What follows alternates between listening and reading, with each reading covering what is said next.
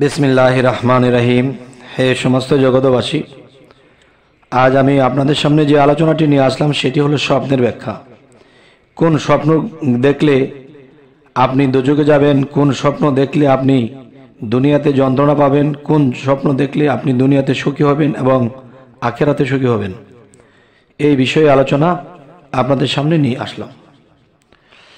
যদি কোনো ব্যক্তি স্বপ্নে দেখে যে তলোয়ার উত্তোলন করে দোজখে প্রবেশ করছে, তখন আপনি কি বুঝবেন? আপনি এটি বুঝবেন যে সে ফাহেসা এবং অশ্লীল কথাবার্তা বলবে। এবার আসি, যদি কোনো ব্যক্তি স্বপ্নে দেখে যে হাসতে হাসতে দোজখে প্রবেশ করছে, তবে সে পাপাচারে লিপ্ত হবে এবং দুনিয়ায় নিয়ামতের প্রতি খুশি থাকবে।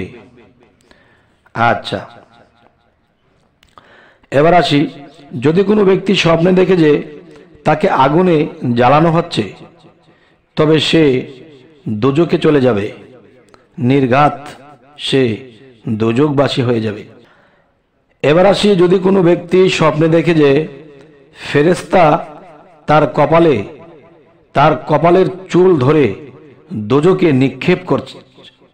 নিক্ষেপ করতেছে, তাহলে এটি কি বোঝার আছে? এটি এই বুঝবে, তবে উক্ত স্বপ্ন তার জন্য অপমান ও লাঞ্ছনা এবং তার জীবনে অনেক দুঃখ কষ্টে পতিত হবে। আচ্ছা, এবার আসবো বেহেশত ও তার খাজাঞ্চি হুর গেলেমান বালাখানা নদ নদী ফুল মূল এবং স্বপ্নে দেখা ফলমূল স্বপ্নে দেখা, এটি কি বোঝানো হলো?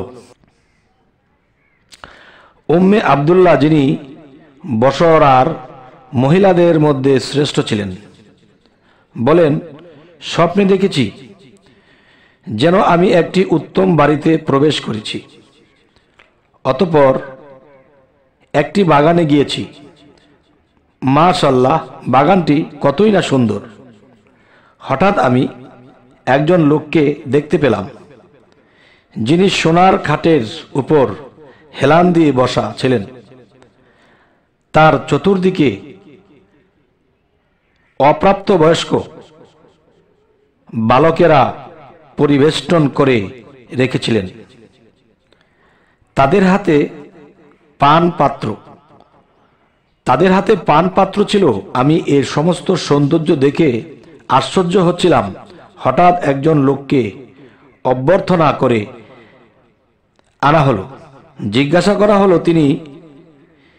তিনি কে? তিনি বললেন, ইনি মারওয়ান মুহলামি আগমন করেছেন এবং তিনি সোনার খাটের উপর মান শওকতে বসে গেলেন। উম্মে আব্দুল্লাহ বলেন, তৎক্ষণাৎ আমার ঘুম ভেঙে গেল, আর সেই মুহূর্তে আমি দেখতে পেলাম যে মারওয়ান মুহলামির জানাজা বহন করে নিয়ে যাওয়া হচ্ছে। ইব্রাহিম ইবনে সাররি মুফলেস বললেন, আমি আমার আব্বাকে বলতে শুনেছি। তিনি বলেন, একদিন আমি আসরের নামাজের পর একাধিক মসজিদে বসা ছিল এবং ইফতারের জন্য পানি ঠান্ডা করার উদ্দেশ্যে মসজিদের জানালার একটি কলসি রেখে দিয়েছিলাম। হঠাৎ আমি ঘুমিয়ে পড়লাম এবং স্বপ্নে দেখতে পেলাম একদল হুরে ডাগর চক্ষু বিশিষ্ট হুর মসজিদে প্রবেশ করেছে এবং তারা হাতে তালি বাজাচ্ছে। তাদের একজনকে আমি জিজ্ঞেস করলাম, তোমরা কারা? উত্তরে সে বলল, আমি সাবেত বুনানি রহমতুল্লাহ এর। আর একজনকে জিজ্ঞেস করলাম, তুমি কার? সে বলল, আমি আব্দুর রহমান বিন জায়েদ রহমতুল্লাহ এর। আর একজনকে জিজ্ঞেস করলাম, তুমি কার? সে বলল, আমি উতবা রহমতুল্লাহ আলাই এর। আরেকজনকে জিজ্ঞেস করলাম, তুমি কার? সে বলল, আমি ফারকাদ রহমতুল্লাহ আলাই এর। অবশেষে একজন বাকি রইল। আমি জিজ্ঞেস করলাম, তুমি কার? সে বলল, আমি ওই ব্যক্তির যার ইফতারের পানি এখনো ঠান্ডা হয় নেই। এখনো তার ইফতারের পানি ঠান্ডা হয় নেই। আমি বললাম, তুমি যদি সত্য হও তবে কলসি ভেঙে ফেলো। তৎক্ষণাৎ কলসিটি জানালা হতে উল্টে পড়ে ভেঙে গেল এবং ভাঙা কলসির আওয়াজ শুনে আমি ঘুম থেকে জেগে উঠলাম। উস্তাদ আবু সাআদ বলেন, ব্যক্তি জান্নাত দেখল। এক ব্যক্তি জান্নাত দেখল, কিন্তু জান্নাতে প্রবেশ করতে দেখল না। তবে এটা তার জন্য নেক আমলের অথবা নেক আমলের ইচ্ছা পোষণের শুভ সংবাদ হবে না, শুভ সংবাদ বহন করে। আর এই ধরনের স্বপ্ন মুনসেফ বা ন্যায়পরায়ণ লোকের হয়ে থাকে, জালেম বা অত্যাচারী নয়। কেহ বলে এক ব্যক্তি সরাসরি স্বপ্নে জান্নাত দেখবে, তার মনের আশা পূর্ণ হবে এবং চিন্তা ফিকির দূর হবে। আর যদি কোনো ব্যক্তি স্বপ্নে দেখে যে জান্নাতে প্রবেশ করতে যাচ্ছে কিন্তু বাধাপ্রাপ্ত হচ্ছে, তবে সে হজ ও জিহাদের ইচ্ছা করার পর বাধাপ্রাপ্ত হবে, অথবা হঠকারীভাবে বরাবর গুনাহ করে আসছে, তা হতে তওবার ইচ্ছা করার পর বাধাপ্রাপ্ত হবে। যদি কোনো ব্যক্তি স্বপ্নে দেখে যে জান্নাতের দরজা হতে কোনো একটি দরজা তার জন্য বন্ধ করে দেওয়া হয়েছে, তবে মাতাপিতার কোনো একজন মারা যাবে। আর যদি দুটি দরজাই বন্ধ করে দিতে দেখে তবে উভয়ই মারা যাবে।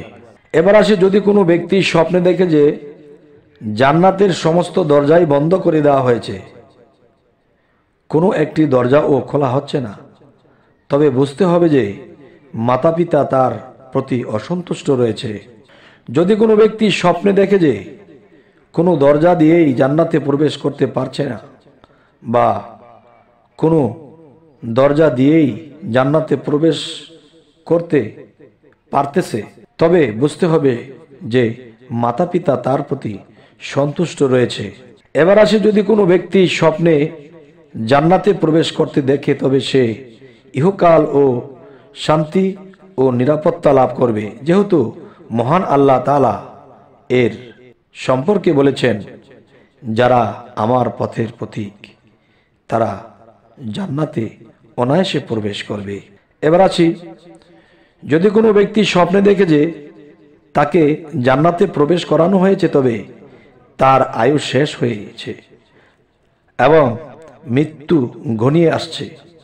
কেউ বলেন স্বপ্নদ্রষ্টা ওয়াজ নসিহত হাসিল করবে এবং গুনাহ হতে এমন লোকের হাতে তওবা করবেন যিনি তাকে জান্নাতে পৌঁছে দিবে। সুবহানাল্লাহ। এবার আসি, কেউ বলেন এক ব্যক্তি জান্নাতে প্রবেশ করতে দেখল, দুঃখ কষ্টের পর তার মনের আশা আকাঙ্ক্ষা পূর্ণ হবে, কেননা জাহান্নাম দুঃখ কষ্টের দ্বারাই পরিবেষ্টিত হয়েছে। যদি কোনো ব্যক্তি স্বপ্নে দেখে যে তাকে জান্নাতে প্রবেশ করার জন্য বলা হচ্ছে কিন্তু সে প্রবেশ করছে না, তবে উক্ত স্বপ্ন তার দিন পরিত্যাগ করার প্রতি ইঙ্গিত করে, যেহেতু মহান আল্লাহ তাআলা এর ইঙ্গিত আগেই করেছিলেন। যদি কোনো ব্যক্তি স্বপ্ন দেখে যে তাকে বলা হচ্ছে তুমি জান্নাতে প্রবেশ করবে, তবে সে নিরাশ বা ওয়ারেসি সপ্ততি লাভ করবে, যেহেতু আল্লাহ তাকে আগেই স্বপ্নে ইঙ্গিত করেছিলেন।